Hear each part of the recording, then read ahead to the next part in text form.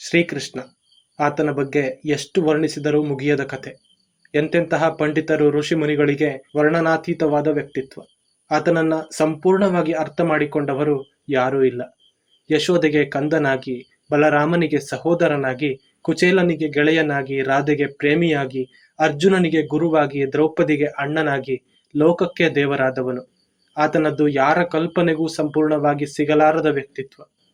ಆತನಿಗೆ ದೇವರೆಂದು ಪಟ್ಟ ಕಟ್ಟಿ ಇಂದು ನಾವು ಪೂಜಿಸಿದರೂ ಆತನ ಜೀವನದಲ್ಲಿದ್ದ ಸಮಸ್ಯೆಗಳು, ಆತ ಅನುಭವಿಸಿದ ನೋವುಗಳಿಗೇನೂ ಕಡಿಮೆ ಇರಲಿಲ್ಲ.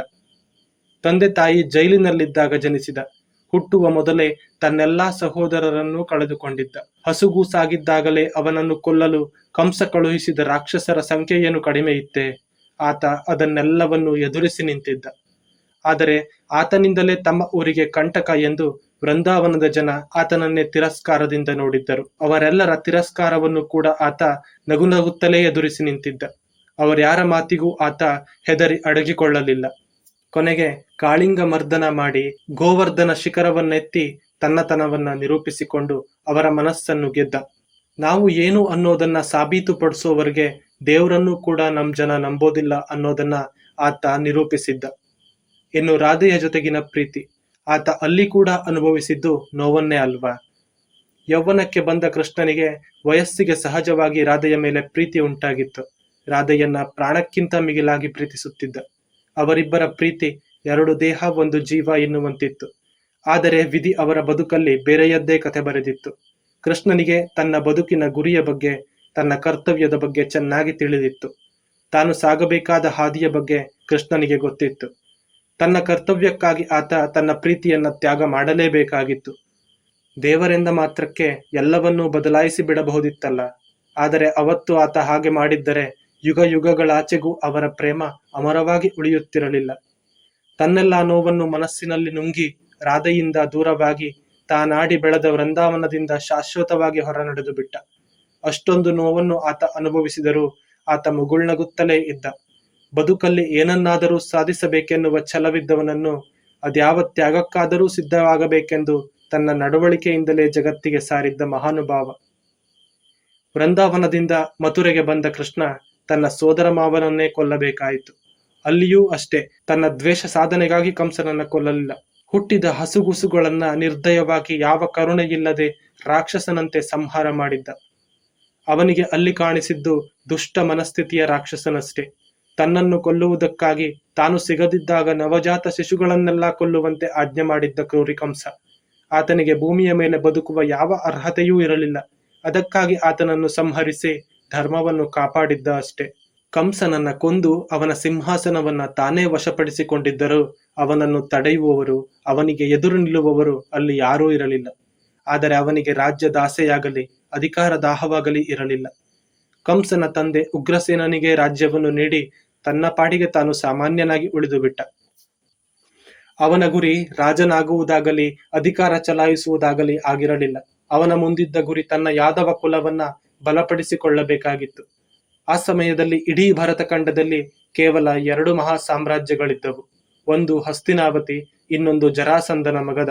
ಹಸ್ತಿನಾವತಿ ಯಾರ ತಂಟೆಗೂ ಹೋಗದೆ ತನ್ನ ಪಾಡಿಗೆ ತಾನಿತ್ತು. ಆದರೆ ಆ ಸಮಯದಲ್ಲಿ ಜರಾಸಂಧನ ದಾಳಿಯಿಂದ ಅಕ್ಕಪಕ್ಕದ ದುರ್ಬಲ ರಾಜ್ಯಗಳು ಹೆದರಿ ಕಂಗಾಲಾಗಿ ಬಳಲಿ ಬೆಂಡಾಗಿದ್ದವು. ಹೀಗಾಗಿ ಕೃಷ್ಣನಿಗೆ ತನ್ನದೊಂದು ಬಲಿಷ್ಠ ಸೇನೆಯನ್ನ ಕಟ್ಟಿಕೊಳ್ಳಬೇಕಾದ ಅನಿವಾರ್ಯತೆ ಇತ್ತು. ಅಧಿಕಾರದಿಂದ ದೂರವಿದ್ದು ಸಾಮಾನ್ಯನಾಗಿದ್ದುಕೊಂಡೇ ತನ್ನ ಯಾದವ ಸೇನೆಯನ್ನು ಬಲಿಷ್ಠವಾಗಿಸುವ ನಿರ್ಧಾರ ಕೈಗೊಂಡಿದ್ದ. ಅಧಿಕಾರಕ್ಕಿಂತ ಸಿಂಹಾಸನಕ್ಕಿಂತ ಮಿಗಿಲಾಗಿ ಒಂದು ಉತ್ತಮ ಸಮಾಜ ಶ್ರೇಷ್ಠ ಎನ್ನುವ ಪಾಠವನ್ನ ಜಗತ್ತಿಗೆ ತನ್ನ ವರ್ತನೆಯ ಮೂಲಕ ತೋರಿಸಿದ್ದ. ಅಧಿಕಾರದಿಂದ ದೂರವಿದ್ದ ಮಾತ್ರಕ್ಕೆ ಎಲ್ಲವೂ ಸರಿಯಿತ್ತೆಂದರ್ಥವಲ್ಲ. ಬಲಿಷ್ಠ ಸೇನೆಗೆ ತಂತ್ರಗಾರಿಕೆ, ತರಬೇತಿಯ ಅಗತ್ಯವಿತ್ತು. ಆತ ಅದನ್ನೂ ಮಾಡಿದ. ಪದೇ ಪದೇ ಆಕ್ರಮಣ ಮಾಡುತ್ತಿದ್ದ ಜರಾಸಂಧನ ಸೇನೆಯನ್ನ ಸೋಲಿಸಿ ಓಡಿಸುತ್ತಿದ್ದ. ಅದೆಷ್ಟು ಬಾರಿ ಮಥುರೆಯನ್ನು, ಯಾದವರನ್ನು ಕಾಪಾಡಿದ್ದನೋ ಆತನಿಗೆ ಲೆಕ್ಕವಿರಲಿಲ್ಲ. ಇಷ್ಟೆಲ್ಲ ಮಾಡಿದರೂ ಯಾದವರು ಅವನನ್ನು ತಲೆಯ ಮೇಲೆ ಕೂರಿಸಿ ದೇವರೆಂದು ಪೂಜಿಸಲೂ ಇಲ್ಲ. ಬದಲಾಗಿ ಶಮಂತಕಮಣಿಯನ್ನು ಕದ್ದನೆಂಬ ಸುಳ್ಳು ಅಪವಾದವನ್ನು ಹಾಕಿ ಆತನನ್ನೇ ನಿಂದಿಸಿದರು. ಕೊನೆಗೂ ತನ್ನವರಿಗಾಗಿ ತನ್ನನ್ನೇ ನಿರೂಪಿಸಿಕೊಳ್ಳಬೇಕಾದ ಪರಿಸ್ಥಿತಿ ಕೃಷ್ಣನಿಗೊದಗಿ ಬಂದಿತ್ತು. ತನ್ನವರು ತನ್ನನ್ನು ನಂಬಲಿಲ್ಲ ಎನ್ನುವ ಕೋಪಕ್ಕಾಗಲಿ ಹತಾಶೆಗಾಗಲಿ ಕೃಷ್ಣ ಒಳಗಾಗಲಿಲ್ಲ.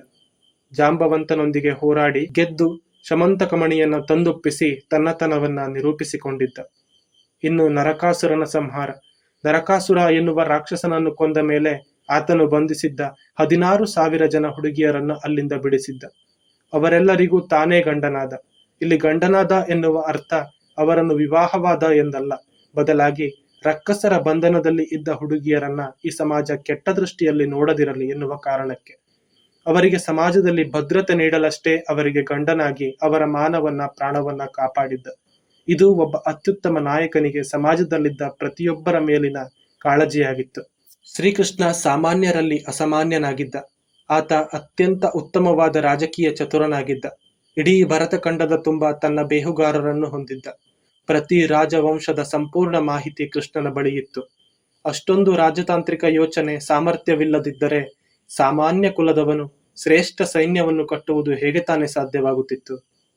ಇನ್ನು ಮಹಾಭಾರತದ ವಿಷಯಕ್ಕೆ ಬಂದರೆ, ದ್ರೌಪದಿ ಸ್ವಯಂವರದಲ್ಲಿ ಪಾಂಡವರೊಂದಿಗೆ ಕೃಷ್ಣನ ಭೇಟಿಯಾಗುತ್ತದೆ. ಅಲ್ಲಿಂದ ಕೃಷ್ಣ ಪಾಂಡವರ ಜೊತೆಯೇ ನಿಂತು ಅವರನ್ನು ಕಾಪಾಡಿದ್ದ. ಪಾಂಡವರಿಗಾಗಿ ಅವನು ಮಾಡಿದ್ದು ಒಂದೋ ಎರಡೋ, ಅವರಿಗಾಗಿ ಕೌರವ ಸಭೆಯಲ್ಲಿ ಅವಮಾನವನ್ನು ಕೂಡ ಎದುರಿಸಿದ್ದ. ಕುರುಕ್ಷೇತ್ರ ಯುದ್ಧದಲ್ಲಿ ಅದೆಷ್ಟೋ ದೇಶದ ಸೈನಿಕರು ಪಾಂಡವರ ಸೇನೆಗೆ ಸೇರಲು ಕಾರಣವಾಗಿದ್ದವನು ಶ್ರೀಕೃಷ್ಣ. ಅರ್ಜುನನಿಗೆ ಗಾಂಡೀವ ಧನಸ್ಸು ಸಿಕ್ಕಿದ್ದು, ದಿವ್ಯ ರಥ ಸಿಕ್ಕಿದ್ದು ಕೂಡ ಕೃಷ್ಣನಿಂದಲೇ. ಕೃಷ್ಣನೇ ಇರದಿದ್ದರೆ ಪಾಂಡವರೆಲ್ಲಿ, ಅರ್ಜುನನೆಲ್ಲಿ?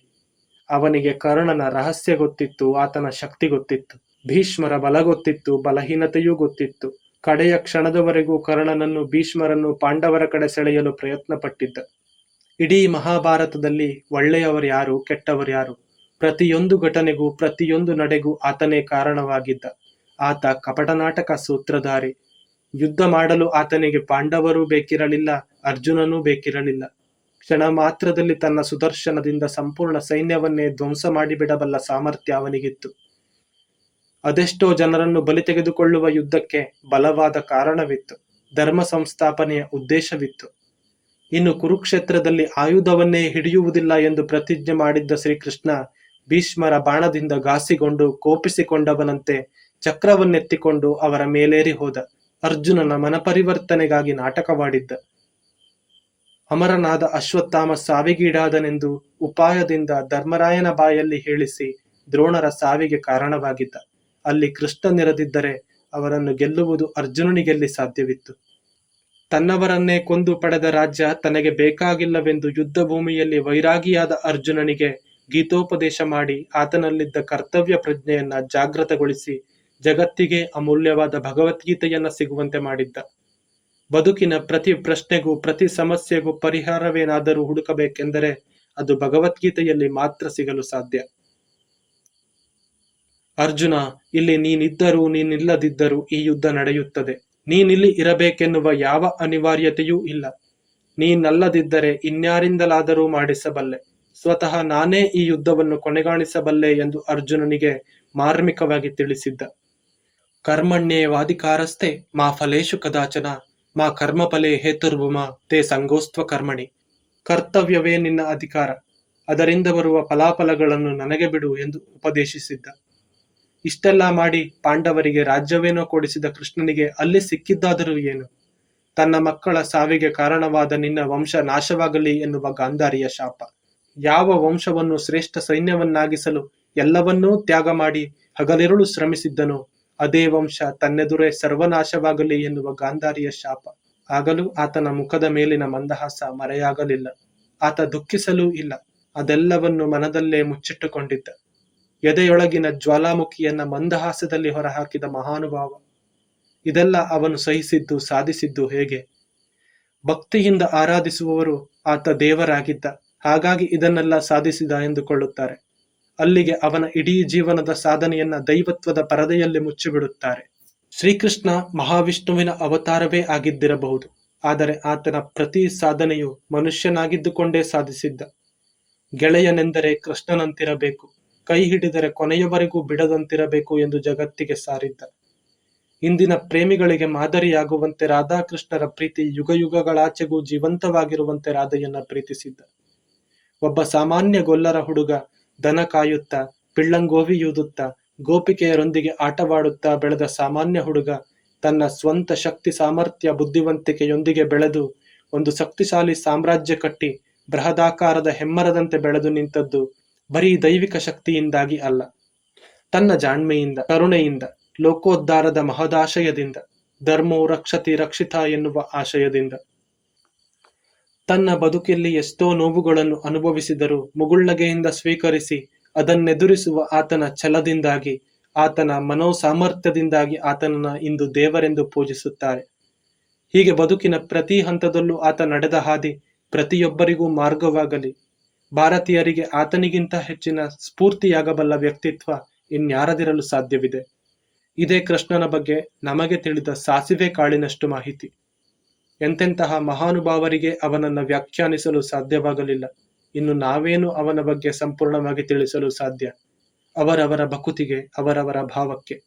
ಮುಂದಿನ ವಿಡಿಯೋದಲ್ಲಿ ಮತ್ತೊಂದು ಮಾಹಿತಿಯೊಂದಿಗೆ ನಿಮ್ಮ ಮುಂದೆ ಇರ್ತೇವೆ. ನಮ್ಮ ಇಂಟ್ರೆಸ್ಟಿಂಗ್ ಕನ್ನಡ ಯೂಟ್ಯೂಬ್ ಚಾನೆಲ್ನ ಸಬ್ಸ್ಕ್ರೈಬ್ ಮಾಡಿ. ಧರ್ಮೋ ರಕ್ಷತಿ ರಕ್ಷಿತಃ. ಕೃಷ್ಣಾರ್ಪಣಮಸ್ತು.